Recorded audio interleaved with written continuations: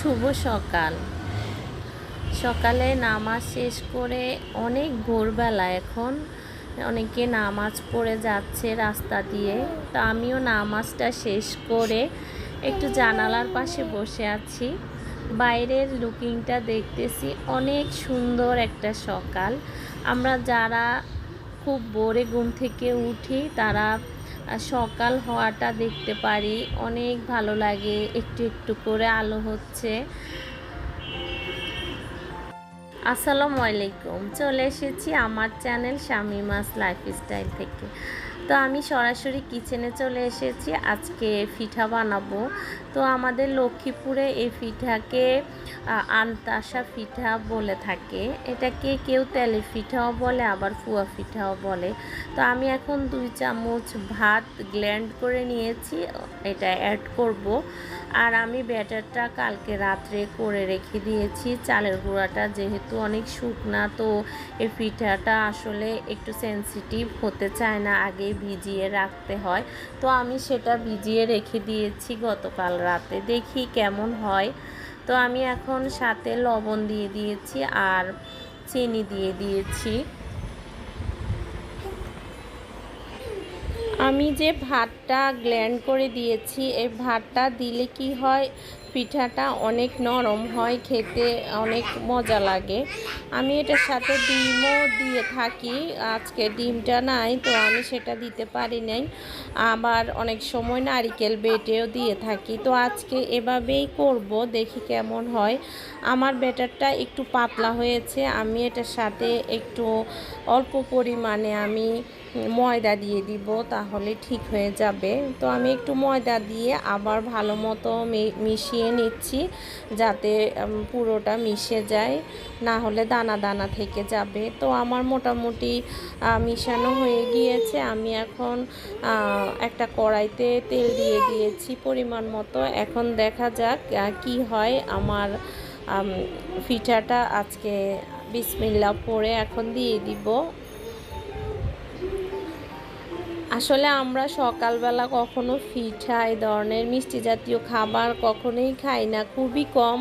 হয়তোবা পরোটা রুটির সাথে হালুয়া খাই, এরকম এই সুজি রান্না করি। কিন্তু আজকে পিঠা বানাচ্ছি। আমার বড় ভাইয়া এসেছে। ভাইয়া পিঠা অনেক বেশি পছন্দ করে, অনেক বেশি। ভাইয়া ধরতে গেলে পিঠাখোর। কোনোখানে পিঠা দেখলে বাসায় হোক যেখানে হোক অনেক পিঠা খেয়ে ফেলে, মাশাল্লাহ। তো এই জন্যে আজকে ভাইয়ার জন্য স্পেশাল করে আমি এই পিঠাটা বানাচ্ছি।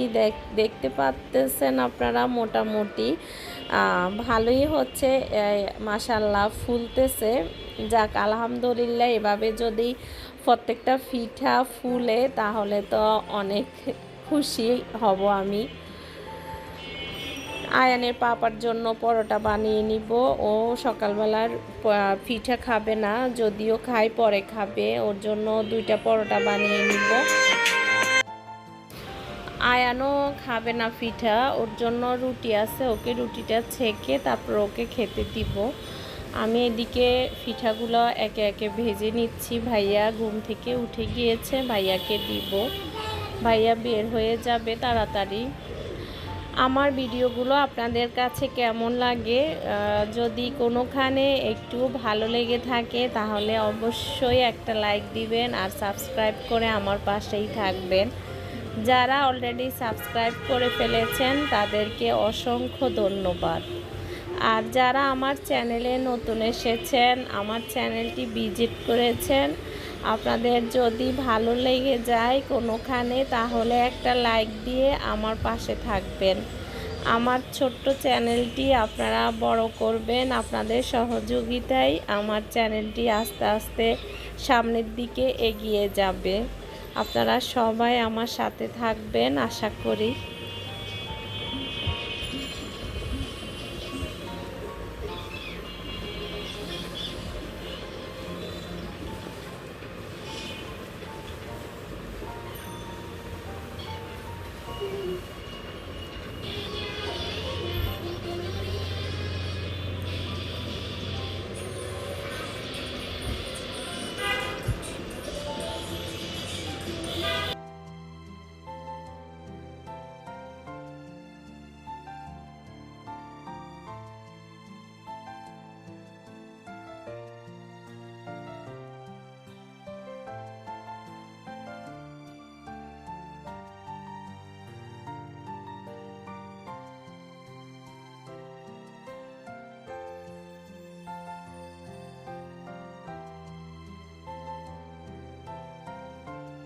তো কিছু পিঠা আমার বানানো হয়েছে, আমি চুলাটা অফ করে দিব। এখন আমি পরে আরগুলা বানাবো, যেহেতু আমি আর ভাইয়া খাবো। তো আর বেশি বানিয়ে আসলে ঠান্ডা হয়ে গেলে অতটা মজাও লাগবে না, তো আমরা দুইজনে খেয়ে নিব। আর ওদের জন্য রুটি আছে, আয়ানের জন্য। আয়ানের পাপাকে আমি পরোটা ভেজে দিয়েছি, ও নাস্তা করে চলে গিয়েছে অফিসে। আমি আর ভাইয়া বসেছি এখন পিঠা খেতে, আমরা দুই ভাই বোনে খেয়ে নিচ্ছি। তো খাওয়া দাওয়া শেষ করে আমি ঘরে টুকিটাকি কাজ ছিল, তো ওগুলো শেষ করে আমি এখন কিচেনে এসেছি। কিচেনে আরও আগে এসেছি, অফ ক্যামেরায় আমি তরকারি কেটে নিয়েছি। তরকারি আজকে রান্না করব মূলা দিয়ে, আলু দিয়ে ইলিশ মাছ রান্না করব, আর পাঙ্গাস মাছ ভুনা করব। আজকে এই দুটাই রান্না করব।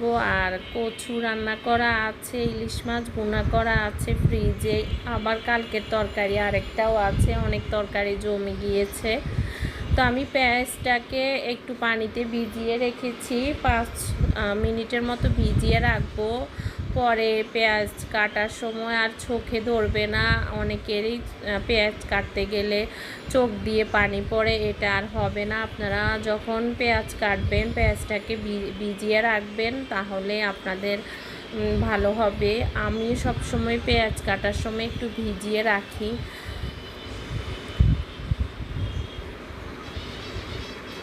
তো কাটাকাটি শেষ হয়ে গিয়েছে আমার, এখন আমি রান্না বসাবো। এদিকে ছুরি আর চপিং বোর্ডটা ধুয়ে আমি জায়গায় রেখে দিচ্ছি।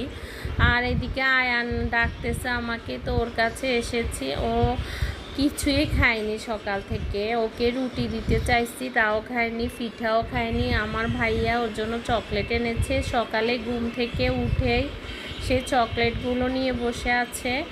অলরেডি 2টা চকলেট খাওয়া ওর শেষ হয়েছে, এখন আরেকটা নিয়ে বসে আছে। ওকে আমি এটা খুলে দেওয়ার জন্য আমাকে বলতেছে, তো আমি অনেক বুঝিয়ে শুনিয়ে রেখে দিয়েছি, বলছি আর একটু পরে দিব, কারণ 2টা চকলেট এমনিতেই খেয়ে ফেলছে। তো আমি আর এর জন্য ওকে চাপাচাপি করি নেই, অন্য খাবারের জন্য চকলেটটা খেয়েছে যেহেতু, আর এজন্য আমি এখন কিছু দিব না ওকে। তো আমি এখন রান্নাঘরে চলে এসেছি, রান্না বান্না করব। এখন আমি সবজি মাছটা রান্না করব। তো মাছ রান্না করার জন্য আমি এখন চুলায় একটা পাতিলা দিয়ে এখন তেল দিয়ে দিয়েছি, হলুদের গুঁড়া দিব, মরিচের গুঁড়া দিব, আর দিয়ে দিয়েছি জিরার গুঁড়া, আর রসুন বাটা উঁচু করে 1 চামচ দিয়ে দিয়েছি। এখন ভালো মতো নেড়ে একটু পানি দিয়ে দিব, এখন একটু কষাবো। আর ওই চুলায় ভাত হয়ে গিয়েছে, আমি ভাতে মার গেলে দিয়েছি। এখন আমি মাছ দিয়ে দিচ্ছি, যেহেতু অল্প পরিমাণে রান্না করব, তো মাছ আমি 4 টুকরা দিয়ে সবজি রান্না করব। আর ইলিশ মাছ এমনিতে আমার রান্না করা আছে, তো সবজির জন্যই আমি মূলত রান্না করতেছি, সবজি খেতে হবে। আর এইদিকে আমি বসিয়ে দিচ্ছি পাঙ্গাস মাছটা। তো পাঙ্গাস মাছের জন্য আমি চুলায় একটা কড়াই দিয়ে এখন পেঁয়াজ দিয়ে দিয়েছি, পরিমাণ মতো তেল দিয়ে। এখন আমি স্বাদ মতো লবণ দিয়ে দিয়েছি, এখন একটু নেড়ে ছেড়ে তারপরে আমি রসুন বাটা দিয়ে দিব। এখন উঁচু 1 চামচ রসুন বাটা দিয়ে দিয়েছি। এখন জিরা গুঁড়া দিয়েছি 1 চামচ, আর হাফ চামচের মতো দিয়ে দিয়েছি হলুদের গুঁড়া। আমার হলুদের অনেক কালার, আর দিয়ে দিয়েছি 2 চামচ, ছোট চামচের 2 চামচ মরিচের গুঁড়া। এখন একটু পানি দিয়ে আমি এটাকে কষিয়ে নিব। আর ওইদিকে আমার মশলা কষিয়ে গিয়েছে, এখন আমি সবজিগুলো দিয়ে দিচ্ছি। এখন একটু নেড়ে ছেড়ে ঢাকনা দিয়ে দিব।